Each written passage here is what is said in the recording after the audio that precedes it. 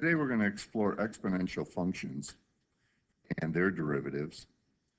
Before we do that, let's talk about what exponential functions are.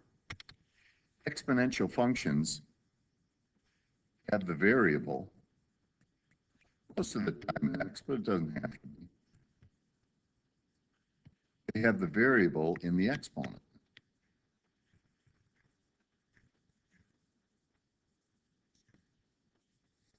So if we have something like a to the x, that means we're multiplying a by itself x times. So we're familiar with that. That's what an exponential function is. Now, if we have a negative exponent, we've talked about that before. This means 1 over a to the positive x. So the negative exponent just drives this exponential function down into the denominator. Let's take a look at some graphs of exponential functions. And from back in section 1.2, we were talking about the graphs of functions, what they look like. And we know exponential functions look something like this.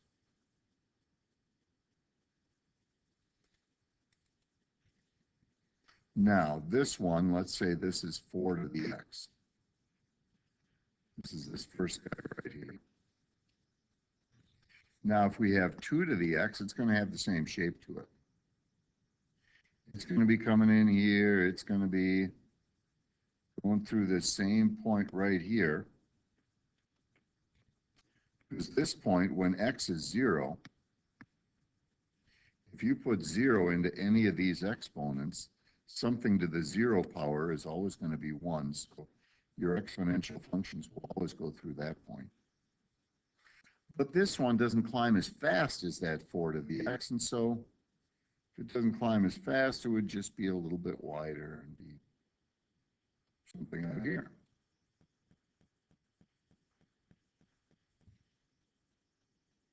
Now, if we have 1 to the x,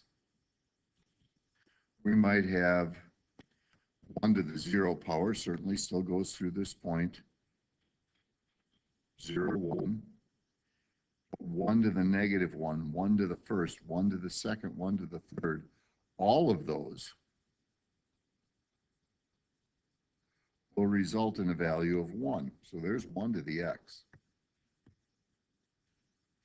But now what's going to happen if we've got a fraction? Fraction to the x power. Well, a half to the first. A half to the first is only going to be a half. A half to the second is going to be a quarter. A half to the third is going to be an eighth. We see something like this happening in quadrant 1. What we're going to find here is that fractions raised to the x power are going to give us a graph that looks similar in shape, but a reflection over that y-axis. This would be 1/2 of the x power. For example, 1/2 to the negative 3 would be 1 over 1/2 to the third. And 1/2 to the third is 1/8. And 1 over 1/8 is 8. So at negative 3, yeah, we'll find ourselves up here. 1/4 of the x is going to look just like 4 to the x. However, it's going to be reflected over that y-axis. Still going to come down and go through 1, 0, and still going to start hugging that x-axis as x gets large.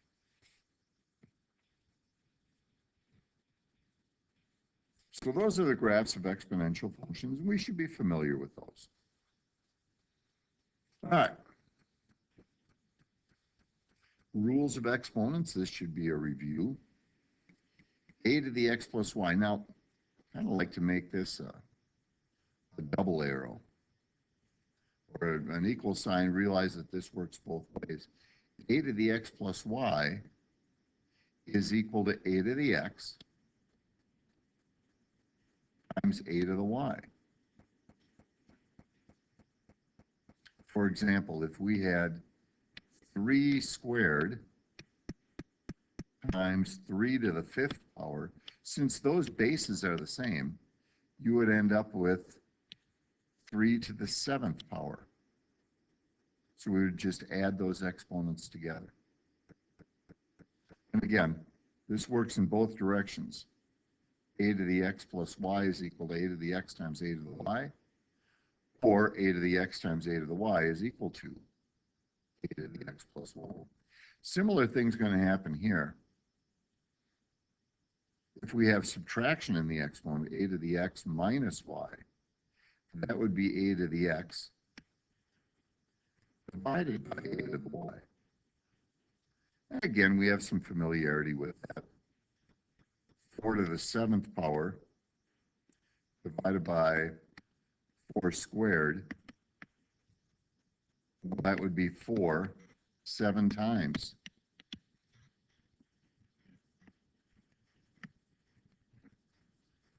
On the bottom, we would only have 4 2 times.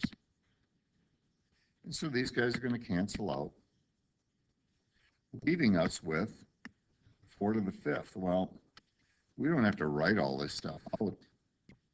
All we really need to do is subtract the exponents. We've got 4 to the 5th. A to the x to the y is a to the x times y. 5 cubed being squared. It's going to be 5 to the 6th. If we want to use a different rule just to emphasize that, I guess we could take 5 to the 3rd, multiply by itself, whoops,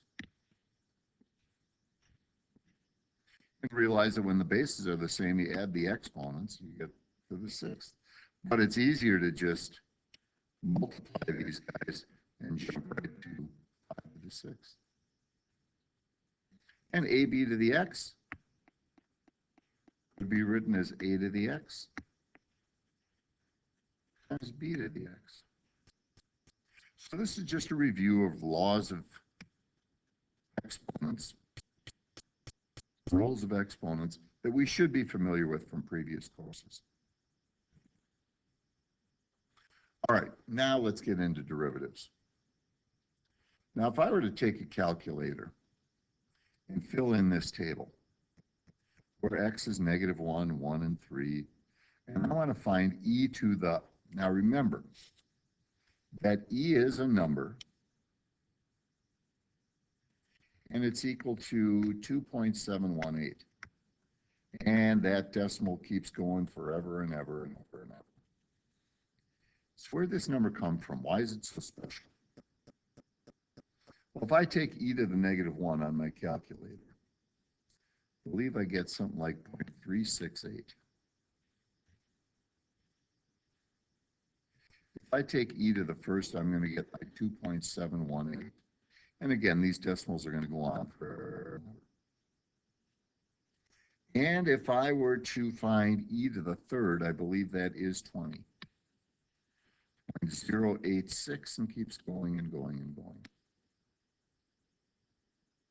Now, in addition to knowing the value of e, what I'd like to do is I'd like to find the derivative or the slope. The slope of the function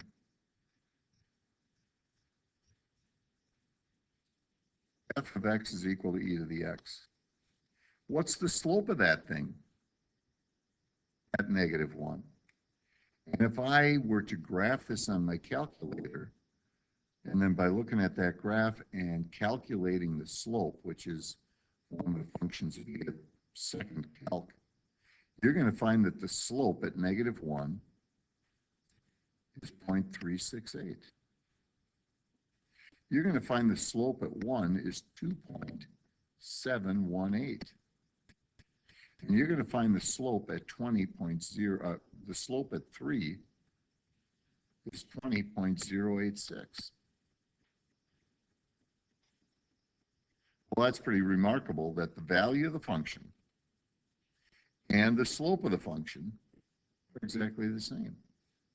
So what is E? Well, E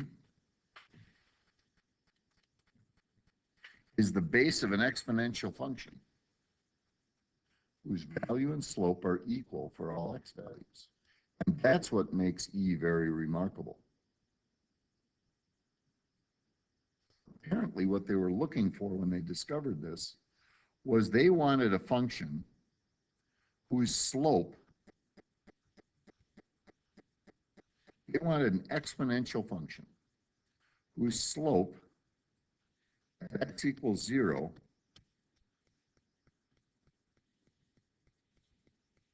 is 1.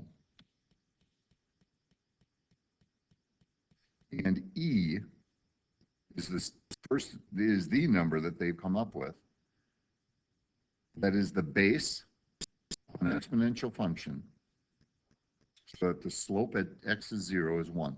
Now, why they thought that was important to know, I'm not sure, but they did.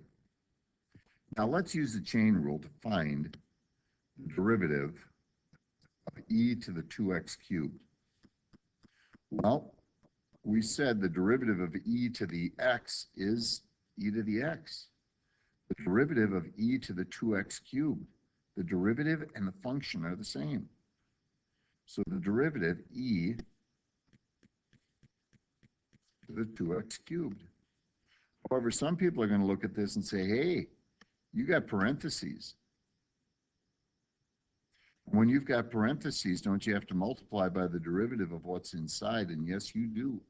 For an exponential function, we have to then take the exponent and multiply by the derivative of it.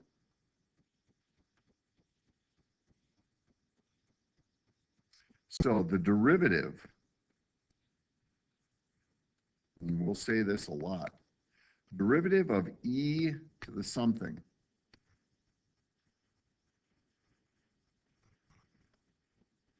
is equal to, we've seen from that table, that it's equal to e to the something. But what we have to remember to do is when that something isn't just that plain old x, we've got to multiply by the derivative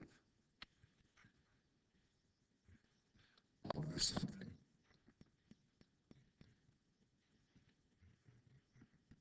Again, you're going to hear that a lot.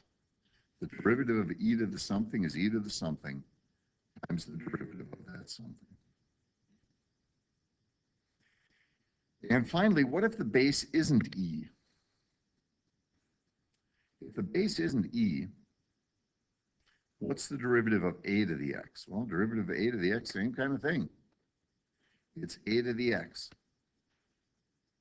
But as they kept studying this, they found that it is not only just a to the x, it's a to the x times the natural log of whatever a is. Now, for me, that's something I just have to memorize. I don't know exactly how they came up with it. It might just be a pattern that they noticed, and they said, all right, well, that's derivative of a to the x. Now, you look at this and you say, boy, that's weird. They've come up with a different formula for the derivative of a to the x. What if it was e? What's the derivative of e to the x? Could you just say, well, it's e to the x times the natural log of the base? And do you remember what the natural log of e is? The natural log of e has a value of 1. And so, since it has a value of 1, they just don't even include it. The derivative of e to the x is e to the x. So if the base is anything other than an e, like we have up here, then we have to take that exponential function and multiply it by the natural log of the base. All right. We got one more slide here, bacteria culture. We got 1,000 bacteria. How are we going to use this exponential growth? Bacteria culture has 1,000 bacteria at a time of 0, and the number doubles every hour. At what rate? And anytime we see, oh, I better myself a pen. Anytime we see the word rate, we're being asked for a derivative. Okay, you're asked for a rate, you need the derivative. Now, if I made a little table here of time and the number of bacteria at that time, well, at a time of 0, I've got 1,000. At a time of 1, this is doubled, so I've got 2,000. At a time of 2, this is doubled again. And at a time of 3, let's do it one more time. I make this table because I want to come up with a formula. What's the formula for finding the number of bacteria at any time? Well, the formula that I've come up with is I'm going to start with 1,000. And then I'm going to multiply that by 2 every single hour. And to do that, I'm going to take 1,000 times 2 to the t power. So when t is 1, I do get myself 2,000 bacteria. When t is 2, I will get 4,000 bacteria. So this is my exponential function that explains the number of bacteria every hour. But if I'm looking for the rate that the population is changing, now I need to take the derivative of this. And so the rate, there's different ways of writing derivative. I call it b primed of t. That's the rate at which b is changing. And to take the derivative of this side, coefficient of 1,000, come along for the ride. And from the previous slide, what's the derivative of 2 to the t? Well, the derivative of any exponential function is the exponential function times the natural log of the base. Now I'm interested in the rate that the population is changing at that 2.5 hour mark. So b primed for 2.5 hours, so you're grabbing your calculator, and you're going to take 1,000 times 2 to the 2.5 times the natural log of 2. You're going to find that the rate at which this is changing is somewhere in the vicinity of 3,921. Well, that's the number on your calculator. What kind of units are we talking? Well, this is a rate. Rates usually have time on the bottom, especially in this situation where we are using the variable t, the variable of time. This is going to be 3,921 bacteria per hour.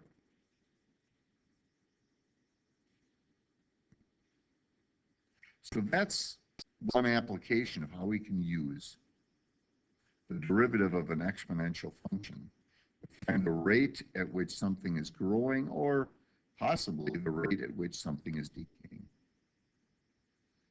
All right, assignment for section 6.2 is in Schoology. Good luck.